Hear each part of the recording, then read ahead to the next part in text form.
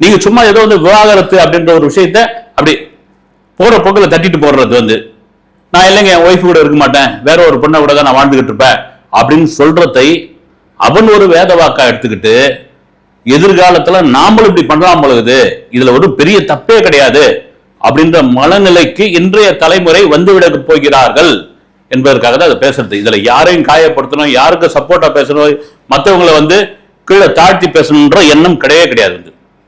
திரும்பவும் தான். ஏன்னா இன்னைக்கு இளைஞர்கள் கூட்டம் சோசியல் மீடியாவில் அப்படி நிறைஞ்சு போய் கிடக்குறாங்க.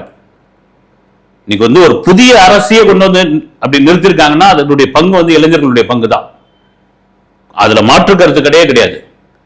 அதனால்தான் ஜெயம் ரவி, ஆர்த்தி, கனிஷா இந்த விவகாரங்கள்லாம் ஒடிந்து அதுக்கப்புறம் வந்து அது முடிஞ்சு போச்சு. சரி, அது ஒன்றும் இல்லாத மாதிரி ஆயிடுச்சு. வந்து ஜெயம் ரவி கூட பார்த்தீங்கன்னா ரவி மோகன் ஸ்டுடியோ அப்படின்னு ஒரு ப்ரொடக்ஷன் கம்பெனி ஆரம்பிச்சு ஒரு 6-7 படம்லாம் நான் ப்ரொடியூஸ் பண்ண போறேன் அப்படின்னு சொல்லி பிரம்மாண்டமான விழாவெல்லாம் நடத்து. அந்த சரி இவ்வளோ காசு இவருக்கு ஏதுப்பா, வந்து இவர் வந்து எனக்கு தங்கறதுக்கே இடம் இல்லை, நானே வாடகை வீட்டில் இருந்துட்டு இருக்கேன், ஈசிஆர்ல இருந்து என் கார்லாம் பிடுங்கிட்டாங்க, என் வீட்டெல்லாம் வந்து இது பண்ணிட்டாங்க, என் பேங்க் பேலன்ஸ் எல்லாம் காலி பண்ணிட்டாங்க, ஈசிஆர்ல இருந்து நான் வேலைச்சேரி வரைக்கும் நடந்தே வந்தேன், அங்கங்க உட்காந்து வந்தேன் அப்படின்னு சொன்ன இவருக்கு வந்து எப்படி 6-7 படம்லாம் தயாரிக்கிற அளவுக்கு காசு எது அப்படின்னு போது நிறைய விஷயங்கள்லாம் பேசுறாங்க. திடீர்னு வந்து வெளிநாட்டு முதலீட்டாளர் ஒருத்தர் வந்து ஒரு பெரும் பணக்காரர் ஒருத்தர் கிடைச்சிருக்காரு, அவர் வந்து முதலீடு பண்ணியிருக்காரு அப்படின்னாங்க. அப்புறம் இன்னொரு பக்கம் பார்த்தீங்கன்னா ஒரு பெரும் அரசியல் புள்ளியோடைய மருமகன் வந்து மறைமுகமா அதுல இன்வெஸ்ட் பண்ணியிருக்காரு, நீங்க தைரியமா படம் பண்ணுங்க, யார் வந்து உங்களை தொட்டுலான்னு பார்க்கலாம்,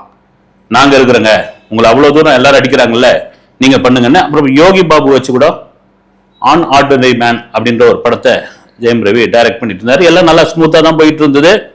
திடீர்னு இன்னைக்கு பிரஸ் மீட்ல கொந்தளிச்சு அழுது அந்த அளவுக்கு நான் ஜெயம் ரவியை பார்த்தது இல்லைங்க. வந்து ஒரு கட்டத்துல வந்து மனம் நொந்து எனக்கு விவாகரத்து கிடைக்கிற வரைக்கும் நான் சினிமாவே நடிக்க மாட்டேங்க அப்படின்ற ஒரு முடிவு சொல்றதுக்கே வேணும். ஏன்னா எல்லாருக்கும் வந்து அவரவர் தொழில் வந்து முக்கியமான ஒரு விஷயங்க.